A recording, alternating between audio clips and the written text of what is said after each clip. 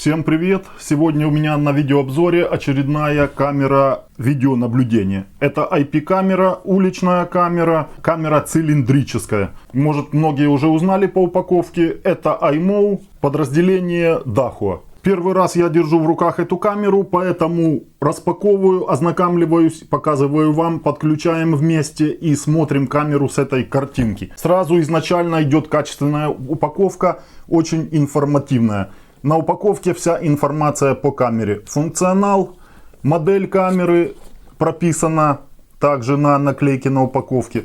Приложение, все краткое описание, но вы уже можете понять, что собой представляет камера. Также видите, приклеена карта памяти, фирменная карта, также iMow. Камера поддерживает карты памяти до 256 гигабайт. В моем случае карта памяти на 64 гигабайта. Заклеена также фирменным стикером упаковка. И давайте смотреть, что в коробке. В комплекте сразу же идет шаблон для установки камеры разметочный. Очень толстая инструкция. Ого, ну такая прямо английский, есть русский. Ну, это инструкция, в основном предупреждение по безопасности, различные моменты. Монтируйте устройство на добре проветрию, или это болгарский. Русского нету, но болгарский можно понять. Очень таки нормально. Инструкция по быстрому подключению. Смотрите, здесь несколько листочков идет. То есть говорит о том, что камера подключается очень быстро и легко. Все в картинках в основном. Камера подключается, я так уже понимаю, по QR-коду. Ей нужно будет показать QR-код из приложения, и все подключите быстро. Крепежный элемент. Муфта на RJ45. Блок питания, смотрю, с очень длинным кабелем. Необычный блок питания, не тот, который привыкли видеть. Блок питания в таком вот маленьком корпусе. И кабель, наверное, метров 3-4, наверное. То есть говорит о том, смотрите, кабель длинный. Блок питания 12 вольт 0,5 ампера, 6 ватт. То есть говорит о том, что вы его включили вот в розетку. Камера, например, у вас вынесена на балкон или с окна смотрит. Под окном вы ее установили. Ей нужно будет питание, потому что это Wi-Fi. Просто питание подвели ей. Кабеля вам хватит. Не нужно вам искать никакой удлинитель. То есть рассчитано на то, что все у вас в комплекте. Уже установочный комплект, и не нужно ничего химичить. И сама камера в очень маленьком корпусе. Камера в очень маленьком, аккуратненькая, легкая. Ну, несмотря на то, что легкая, корпус... Но нет, корпус пластиковый. Почему-то я думал, что металл. Корпус пластик. Но пластик такой очень добротный. Очень классный. Вот посмотрите, какая миниатюрная камера. Очень миниатюрная. 2 Wi-Fi антенки. Кнопка сброса к заводу. Там же крышка и слот под карту памяти. Очень удобный кронштейн. Очень удобный. Не надо долго мучиться его настраивать, регулировать. Гайку отпустили. И такой, как типа джойстика. Туда-сюда выставили. Но это тоже все пластик. Но я вам скажу, что пластик бывает разный, поэтому здесь не нужно пугаться сразу. Есть у меня видео, самые дешевые камеры с AliExpress, с самым дешевым пластиком, который уже пожелтел, в некоторых местах даже трещины появились. Ну, камеры висят, работают без проблем уже долгое время, поэтому пластик пластику рознь, как говорится. Здесь, по-видимому, вот я держу и чувствую, что корпус отличный, хороший. На отводе кабеля, ну, по стандартной длине в распредкоробку хватит его завести, рядом распредкоробку повесить. Разъем питания идет не герметичный, поэтому тут нужно будет вам, ну, как вариант, термоусадку. Кто хочет, герметизируйте еще лучше. Сейчас очень много компонентов, различных вариантов. И RJ45 для подключения кабеля. Модель камеры IPC F4P-D. Есть несколько вариантов таких камер. Есть со встроенными 2 LED светодиодами. Камера позиционируется, та модель со светодиодами, как работающая ночью хорошо в цвете. В данной камере этого нету. Та камера другой модели. Все камеры примерно в таких корпусах, в одинаковых миниатюрных, но у них различные есть функционалы. Данная камера имеет 4-мегапиксельную матрицу, 2,8 мм объектив, И заявлен угол широкий, 120 градусов. Кому нужна широкоугольная камера, вот она именно для вас. Камера также имеет встроенный микрофон. И чтобы установить карту памяти, откручиваем вот этот вот отсек, то есть крышку отсека.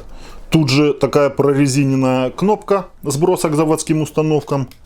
И отметка показана, каким образом устанавливать карту памяти, чтобы не перепутать. Но я думаю, что по-другому ее не поставишь. И кажется, здесь есть фиксация болтов. Давайте посмотрим. Да, это очень классно. Болты зафиксированы на крышке, и они не выпадают. Очень неплохая задумка. Все до мелочей продумано. И вот смотрите, нажатие кнопки производится вот таким вот силиконовым переходником. Внутри что здесь вот можно увидеть? Кнопка сброса обычной, как привыкли видеть на всех камерах. Смотрите, латунные вставки с резьбой идут. То есть там не саморезы, а говорит о том, что частое откручивание крышки допустимо. И слот под карту памяти. Подключаю камеру ее блоком питания, и можно подключать сразу по Wi-Fi. Можно добавлять, я так понимаю, и по кабелю, но подключим по Wi-Fi сразу, так как камера Wi-Fi. Понятно, у вас тогда дома должен быть в домашней сети Wi-Fi роутер, к которому вы будете подключать камеру. Включаю питание, загорается красный, есть информационный светодиод, оказывается, в этой камере. Даем время камере загрузиться, как обычная IP-камера. Ну и открываем приложение iMO Live. Я уже зашел в свой аккаунт, мой список устройств. iMO Live, я так понимаю, это приложение уже как умный дом идет. Различные устройства можно добавлять. Ну и как Туя, например, примерно, видимо, то же самое. Жму плюс, сканировать QR-код, вручную добавить. Ну, давайте сделаем сканировать QR-код. Заявка на разрешение. Понятно. Понятно. Разрешить. И сканирую QR-код камерой. Наверное, вот этот вот. Да, готово. ID камеры сканировал. Сохранить QR-код. Можно сохранить ID камеры в галерею. И потом поделиться с кем нужно вам. Жму далее. Кстати, определилась и модель камеры. Что у нас здесь происходит? Да, в инструкции так и показано, что должен мигать зеленый светодиод информационный. Жму далее. Приложение подключится к сети Wi-Fi. Выберите сеть. 5 ГГц Wi-Fi камера не поддерживает, имейте в виду. Выбираю свой роутер. Список роутеров и пароль доступа Wi-Fi. Пошло подключение, и в инструкции так и прописано, что при подключении устройства смартфон должно быть подключено к Wi-Fi 2,4 ГГц. Добавление устройства в вашу учетную запись. Кстати, светодиод зеленым начал уже светиться постоянно, не мигает. Опять же, присваиваем, что хотите, или сами прописывайте местоположение камеры или имя, страна, регион, выберите параметр, часовой пояс. Я так понимаю, можно потом это все дело выбрать, и жмем завершить. Выберите регион, вот так вот. Европа, Киев есть, выбрал, и завершить. Выберите место использования дома, завершить. По облачному хранилищу сразу вам инфо. 7 дней облачного хранилища, 30 дней осталось пробного. То есть активировать или позже. Позже можете потом зайти, в любой момент это все сделать. Камера уже есть, вход. Кликаю. Сильно много каких-то вопросов. Понятно. И готово. Ошибка сохранения. Сначала отформатируйте накопитель. Ну, тоже полезно. Сейчас все сделаем. Давайте. Проверка. Сразу кликнем, что нам. Ошибка устройства. Форматировать карту памяти. Форматирование. Это хорошо, когда такое предупреждение приходит. То есть на карту вы уже точно будете знать, что будет писаться запись. Если бы камера молчала, а карту не определила, то была бы опасность того, что не шла бы запись. Свободно 58 на 64 вставил. То есть все. Карта памяти отформатирована. Подгрузка камеры. Камера смотрит сейчас на окно. Сработала экспозиция. Угол очень широкий. Рядом лежит вот фотоаппарат. В нескольких, можно сказать, сантиметрах от камеры. И угол очень широкий. 120 градусов, то есть 100 с лишним градусов здесь есть, это точно. 4 мегапикселя можно менять. Тут же смотрите разрешение. Кстати, подойдет камера тем, у кого видеорегистратор, например, 4 мегапикселя не поддерживает, а 2. На 2 переключили и работает. Купили новый видеорегистратор со временем, камеру поставили в полное разрешение. Раз, два, три, четыре. Раз, два, три, четыре, пять. Раз, два, три, четыре, пять. Эхо, потому что 2 устройства рядом. Ну, я слышу такой булькающий немного звук. Но для камер видеонаблюдения это не критично, но звук не совсем естественный. Есть какое-то такое бульканье. На весь экран детализация очень классная. На коробке вот все видим буквы, естественные цвета. То есть картинка, как вот смотришь глазами, так в общем-то камера и передает. Дата, время, все есть. Удобный рабочий стол, смотрите, ничего практически нету. Снимок делаем в папку смартфона, с таким звуком. Нажмите здесь для просмотра. И запись также включаем. И запись пошла в папку смартфона. Не на карту памяти, а в папку смартфона. Сохраняется такой вот ролик. Ну а на карту памяти уже запись включается или автоматом, или дальше посмотрим где. Остановили, нажмите здесь для просмотра. Зайти можно в папку со снимками, записью и тут же поделиться с кем захотите. Настройки, так, это что у нас? Общий доступ к устройству, добавить на главный экран. Понятно примерно. И дальше пошли настройки. Все русифицировано, и это главное. И вы уже сможете разобраться без всяких вопросов. Облачное хранилище, все записи, общий доступ к устройству, функции. Но это о устройстве. Имеется в виду информация, рекомендуемые функции. Обнаружение людей также имеется в этой камере. Перезагрузка, ночное видение. Здесь они не активные, просто информация, я так понимаю, об устройстве. Правильно я и подумал сразу. Предварительный снимок автоматический, пользовательский можете выбрать, имеется в виду отметка на рабочем столе камеры, что будет. Можете свою картинку поставить или же последний автоматически сохраненный. Уведомления. Тут понятно, уведомления на смартфон, оперативная доставка сообщений. Даже есть такое, доступ к устройству большего. После активации этой настройки система будет сообщать о переходе устройства в режим онлайн. Вот, это классно. Включаем. В случае того, когда камеру, может, кто-то отключил, оборвалось питание, что-то произошло, сообщение будет приходить вам в виде уведомления, что что-то там произошло. Обнаружение. Режим детекция людей и детекция движения. Вариант детекции людей есть. По силуэту человека камера будет сохранять запись на карту памяти, ну и вам присылать уведомления чисто по людям, если вам нужно. Нужно по машинам, по зверям, по шевелениям каким-то листьев, там, все будет уже от вашей территории зависеть, что вам нужно. Выключаете детекцию людей и получаете по всем движениям. Ну или же будет возможность сортировать. Вот. Отдельно посмотрели по движению людей. Записи и уведомления. Режим обнаружен, включен.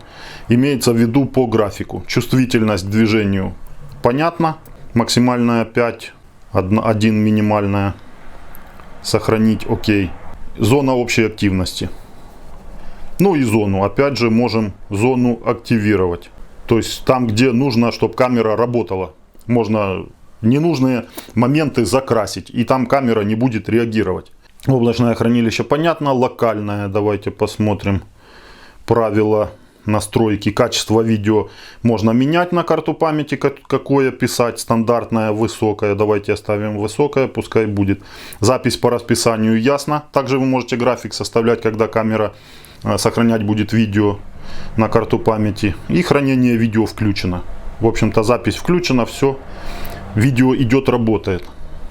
Ночное видение. Режим ночного. Цветное полностью или инфракрасное. Чистый. Дальше посмотрим. Интересно, отключение ИК светодиодов имеется или нет. Если в чистом цвете отключаются ИК светодиоды, это очень классно. Коллекция аудиофайлов включена. Скорее всего, запись звука. Общий доступ к устройству понятно. HDR деактивировать. Функция HDR. Наличие HDR, отсутствие HDR. Давайте включим. Пускай будет. Картинка должна... Сейчас посмотрим, как она засветлится. Ну да, немного засветлилась. Даже вот смотря в окно, камера немного ушла в защиту от яркого света из окна, а включил я HDR, и картинка стала более светлая. Сеть. По сети информация. Скорее всего, сейчас будет здесь искать роутеры Wi-Fi, и в случае чего вы сможете переключить на роутеры, на свободные. Вот что у меня есть и к какому подключено. И качество, кстати, сигнала также показано, можете проверить. И в этом приложении, кстати, есть инструмент измерения качества сигнала Wi-Fi. То есть вы перед тем, как установить камеру, берете смартфон, подходите, активируете это приложение, и там есть инструмент уровня Wi-Fi, замера. И в том месте меряете просто сигнал Wi-Fi, покажет вам, стоит там ставить вам камеру или нет. Добавить на главный экран, ну понятно, да, добавить, чтобы быстро получать, то есть не заходя в приложение, значок ставим на устройстве, на смартфоне. И больше светодиод состояния, это понятно, информационный светодиод, в нашем случае зеленый. Если не будет в сети, то будет красный. Можно его просто выключить. И информации у нас никакой нет. Камера себя не выдает светодиодом. Или включить, понятно, будет показывать. Есть такой момент, поворот изображения, понятно. Отразить зеркально, перевернуть. В случае вдруг камеру вы кверх ногами, хотя тут понятно, как камеру вешать, но в случае чего можно переворачивать. Шифрование TLS. Пишите в комментариях, часовой пояс, формат даты. Ну понятно. И перезагрузите устройство. И скорее всего где-то должно быть удалить устройство, а именно вот здесь. Все, в общем-то, понятно. Вопросов как таковых нету. Ну, может в процессе что-то и будет возникать. Какие моменты здесь? Несколько камер будет возможен просмотр одновременно нескольких камер. Не обязательно в одной сети, чтобы они были установлены в разных местах, в разных городах, в разных странах. У вас они есть на приложении подключены. Вы их просматриваете по отдельности. Заходим в профиль свой. Романов, фотографию можно ставить. Различные есть здесь инструменты. Локальные файлы, облачные. И вот именно инструмент, что я вам говорил, обнаружение Wi-Fi. Блокировка устройства, активная LAN. Все здесь по сети можно. Поиск включать, например, если камеры у вас есть, поддерживающие это приложение, можно по сети искать их внутри сети. Интересен момент переключения на кабель. Камера сейчас работает по Wi-Fi, вот видите вы картинку ее. И подключаю я просто кабель от роутера. Так, индикации здесь никакой нету. Ошибка воспроизведения, нажмите, чтобы обновить. Давайте обновим. Мне интересно, перейдет ли камера автоматом на кабель. Или нужно ее переподключать. Какая-то прогрузка идет, но как-то туговато. Ну, камере нужно время, скорее всего, перезагрузиться. По информации, по светодиоду зеленым горит. Говорит о том, что камера, наверное, все-таки в домашней сети подключена. Кликнул я выход, и камера моментально загрузилась. Если зайти в настройки и в настройки сети, вот в LAN, прогрузка идет, и просто изменение уровня сигнала получилось. Показывает также Wi-Fi сигнал, но он полный. Ну, я так понимаю, что момент переключения на кабель был, и камера сейчас работает по кабелю. Ну и сигнал как бы изменился. Сигнал не получается, то сигнал не уровень Wi-Fi. Ну, когда она к Wi-Fi подключена, то уровень Wi-Fi, а когда на кабеле, то просто показывает полный сигнал. Появилась отметка о каких-то приходящих уведомлениях. Системная информация, вход Human Detected. Камера вход назвалась, и вот тревожные уведомления по человеку, я так понимаю. Клик to просмотра. Уже идет и воспроизведение записи. Интересен момент переключения. Ух ты! Камера сейчас работает по Wi-Fi, вот видите, ее, и подключаю я просто... Скорее всего, и общая тревога пишется, но аудио с камеры... Никакой нету. Ошибка воспроизведения, нажмите, чтобы обновить. Аудио с камеры на достойном таки уровне. Скорость воспроизведения. Ну, нормально. Видать, следующий ролик пошел, и вот она меня, видно, там определяет как человека. Ну, факт тому, что моментальное воспроизведение тревожных роликов, нету перекидывания на... папку смартфона. Сохраняется такой вот ролик.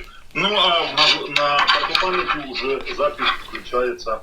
Нету момента с фотографиями, а сразу идет фотография вот есть и сразу переадресация на видео, на карту памяти. Очень классно, ну как по мне это достойно. Просмотренные уже без отметки, не просмотренные еще отмеченные. Календарь, все моменты есть, достойно. В клиентах роутера 2,4 ГГц Wi-Fi камера зарегистрировалась под IP-адресом 239 NOMI IPC F42D. В поиске видеорегистратор определил камеру как два клиента, имеется в виду одну по кабелю, а второй по Wi-Fi. Wi-Fi именно определилась как Dahua 192.168.0.239, порт 80. И второй вариант OnVIF по кабелю 192.168.0.38. 80 порт также. Получается, что камера у нас одновременно, у нее включен Wi-Fi и кабель. И вариант, когда вы хотите, что подключить Wi-Fi, то скорее всего камеру нужно будет сбросить и переподключить ее по кабелю. Автоматическое отключение Wi-Fi при подключении кабеля не происходит. Добавляю камеру на свободный канал видеорегистратора. Камера на XMI-евском видеорегистраторе наряду с другими камерами. Отметка IMO стоит, дата, время ее. И что характерно и интересно, при добавлении по OnVIF протоколу камера затребовала пароль. То есть видеорегистратор я вводил пароль от камеры. Раньше по OnVIF пускала без паролей, вот на данную камеру потребовался пароль для входа. Кстати, стандартный пароль прописан на наклейке камеры. Можете посмотреть. Пароль по умолчанию. Специальный для каждой камеры. Понятно, что идеальный вариант для этой камеры, как я сказал, будет видеорегистратор Dahua. Урезан будет функционал работы камеры с видеорегистратором XMI и другого производителя по OnVIF протоколу. Но некоторые моменты давайте посмотрим. Компрессию давайте посмотрим на 18 канале. Да, вот сразу информация по камере. Можно переключить на H265 формат сжатия, и он есть в камере. Спрашивает про перезагрузку оборудования камеры для переключения на H265 формат сжатия. Разрешение можно менять прямо с видеорегистратора в случае чего. 720p 960, то есть 1 мегапиксель, 1,3, 2 и 4 мегапикселя. Есть вариант поставить. При 4 мегапикселях 25 кадров в секунду. Они и стоят. Видео есть, а звука ни в первом, ни во втором потоке нету. Ну и также вариант вторичного потока, регулировка есть. Давайте посмотрим, сохранятся ли настройки по формату сжатия. Ну, по-видимому, да. Нет, не получилось. Камера еще раз перезагрузилась и вернулась к тем настройкам, которые у нее были. То есть вариант с другого видеорегистратора переключить по OnVIF протоколу это дело не работает. Поэтому чудо не свершилось. Но камера поддерживает формат сжатия H265, который можно переключить в веб-интерфейсе камеры. Здесь вопросов нету. Ну и разрешение это реальные, которые камера поддерживает, можно переключать. И число кадров также. Тут все порядок. Давайте посмотрим по тревоге, что у нас видеорегистратор. Ну опять же, я думаю, по OnVIF чуда никакого не будет. Хоть камера и поддерживает там силуэт человека, то все, видеорегистратор с ней совместно по этому поводу работать не будет. Поэтому будет вестись запись, ну хотя бы по движению велась. Я думаю, тогда было все хорошо. Давайте посмотрим, что у нас стоит на 18 канале, какие условия записи. Обнаружение, постоянка отключена, так и есть, запись сейчас не идет. Просто сейчас сделаю движение. Да, по движению идет. Отлично. Вот, по движению запись идет. Ну, не по человеку, а по любому движению. Запись будет идти на жесткий диск видеорегистратора плюс. На карте вы сможете сортировать люди и любые движения. На видеорегистраторе только все движения. Но есть вариант, это очень классно. Очень радует картинка. Все красиво. Снег, понятно, солнце. Но детализация на высшем уровне. Вообще вот так смотришь и цвета соответствуют, все дела. Может немножко, ну там уже по ситуации, кому может светлее сделать, кому темнее. Уже есть варианты там включить HDR, выключить HDR. Но картинка Ну, хорошая, здесь как бы нечего сказать. На большом расстоянии номера не будут читабельны, потому что здесь широкоугольный объектив. Угол очень широкий. Вот камера для частного дома, для установки на небольшой высоте. Ну, кому нужно захватить с небольшой высоты большую территорию, широко захватить, то именно ваш вариант. Я думаю, до 2-го, до 3-го этажа, а там уже выбирайте камеру с другим объективом. Работает по людям, смотрите, и на Apple Watch приходят вот такие вот уведомления, прямо с фотографиями. Когда у меня приложение на смартфоне закрыто, смартфон деактивирован, все приходит на Apple Watch с фотками. И вот человек только в камере появился, камера моментально его определила, включила запись на карту памяти и прислала мне моментально уведомление. Также есть уведомление и на смартфоне, в приложении. Кликаю я, и моментальный переход на запись тревожную. И вот идет человек, и работает предзапись.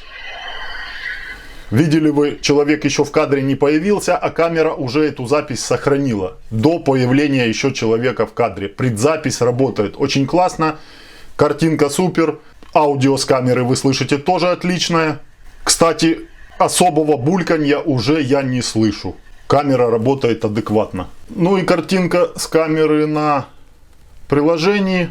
Вот момент прогрузки вы видели есть. Ну вот какие-то есть моменты. Иногда камера как бы чуть-чуть долго прогружается. Дальше слежу, может адаптируется полностью в моей домашней сети и такое не будет наблюдаться. Но пока вот из минусов именно этот момент. Картинка на хорошем уровне. С видео, с приложения посмотрите. Разница может быть, просмотр или с монитора, или с телевизора, или с устройства, с которого вы просматриваете. Может быть, разница небольшая есть. Такой вот, смотрите, 4-кратный, наверное, или больше даже, зум. Но, вот идет человек. Сейчас давайте посмотрим реакцию.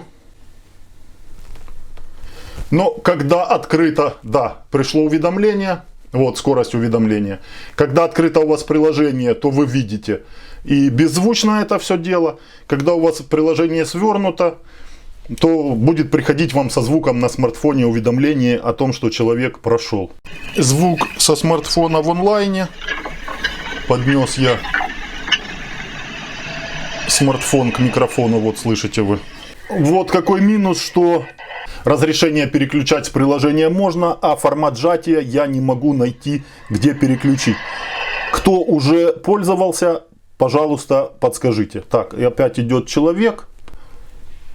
Ну, опять же, сохраняется запись, и опять приходит уведомление. Кстати, тут же мы можем зайти, посмотреть, тревожных уже 8. Вот все проходы, последние в самом верху, и вот видим. На рабочем столе в списке устройств сохраняются 2 последних уведомления тревожных. Такая вот картинка. То есть быстрый переход. Кликнули, и сразу воспроизводится та запись, на которую вы кликнули. Тревожные сейчас у нас по людям. Поэтому ждем человека. Вот предзапись, как работает. И появился человек. С хорошим аудио и с хорошим видео. Отработала камера днем без проблем, отлично. По человеку присылала уведомления, все четко отрабатывала. Сейчас вот наступила темнота, и я вам скажу, что ночное видение, хотелось ожидать лучшего. Нету четкости картинки. Картинка расплытая и как бы размытая такая. Нету как фокус вроде теряет камера. Хотя я вам скажу, что сейчас ситуация, видите, какая, покрытие. Тут снег, там темно. Соответственно, камера немного входит в защиту. Может, если ее немного приподнять, то чуть-чуть картинка, ситуация выровняется. В данном случае, конечно, функция VDR спасла бы ситуацию, но нету такой функции в камере, поэтому пользуемся тем, что есть. Кстати, присылает она по определению человека и сейчас. В темное время суток, вот фотография, человек идет, она его определила, прислала, все четко. Как камера сигнализация работает наилучшим образом. Также и в приложении все дела, куча вот уведомлений, Смотрите, Human Detection, то есть вообще четко. Отдельный респект этой камере именно по сигнализации по человеку. Картинка на приложении примерно такая ж, вот. Ну, немного лучше, а так картинка ночная, конечно, хотелось бы лучшего. Наверное, на среднем уровне. Смотрите, какой момент. Думал, я переключусь в цвет, чтобы камеру переключить в цвет, посмотреть в цветном видении. Что у нас, за что отвечает функция ночного видения, переключение в чистый цвет ночного видения. А это просто отключение ИК светодиодов. Посмотрите. Картинка также осталась в черно-белом режиме, но отключены ИК светодиоды. А когда инфракрасное ночное видение включаем, то это получается у нас активируются ИК светодиоды. Камера не переходит в цветное изображение, остается в черно-белом, но просто выключаются ИК светодиоды. Вот кому такая функция нужна, многие спрашивали, можно ли выключить принудительно ИК светодиоды. В этой камере это сделать можно. На карту памяти вход также свободный, все видео по дате облака карта памяти. Вот за весь день куча роликов. По дате, по времени, здесь даже по часам 14:00 за час такие папки создаются. И можете просматривать. Ну и соответственно, наверное, можно извлечь карту памяти и в компьютере также все это дело просмотреть. Вот я сейчас включил запись с картой памяти. Когда полез снимать камеру, увидел, что стекло немного запотело. На улице сейчас 15 градусов мороза. И возможен тот вариант, когда камера перешла в черно-белый режим, задействовала ИК светодиоды. ИК светодиоды кинули тепло и, возможно, образовался конденсат на внутренней стороне стекла камеры. Такое возможно. Какое-то время, и потом камера просыхает и работает нормально. И как раз в это время я вам начал, может, вот как раз показывать видео. Поэтому возможен и такой вариант при большом морозе. Ну вот даже минус 15, и все равно конденсат может бросаться. И это может быть не только с этой камерой. Так, камера только порадовала. Ну, не ожидал я увидеть, ну, именно такое. Ну, за такую стоимость это нормально. Кому нужна камера видеонаблюдения, камера сигнализация, реагирующая чисто на человека, присылающая уведомления адекватно. Ну, вот камера показала себя по этому поводу с хорошей стороны. Идеальный вариант установки на небольшой высоте за слежением, например, за автомобилем. Направили на автомобиль, поставили сигнализацию по движению людей. Подошел человек к вашему автомобилю, вам приходит тут же уведомление на смартфон или вот вообще на Apple Watch, на смарт-часы, как мне. Фото, все моменты. Ссылку оставляю, переходите, кому интересно, приобретайте. На сегодня все. Подписывайтесь на канал, группа в Телеграме, Инстаграм, Телеграм-канал мой. Там, где я тут же выкладываю информацию, что будет в следующем видео. Ну и также прямая связь со мной в телеграм-канале в моем. В дороге очень много камер и различного оборудования по видеонаблюдению, на которые буду делать тест, ознакомливаться сам и показывать вам. Всем удачи, до следующих видео.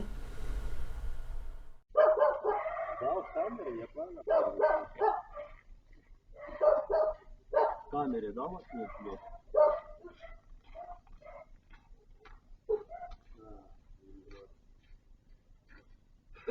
Yeah.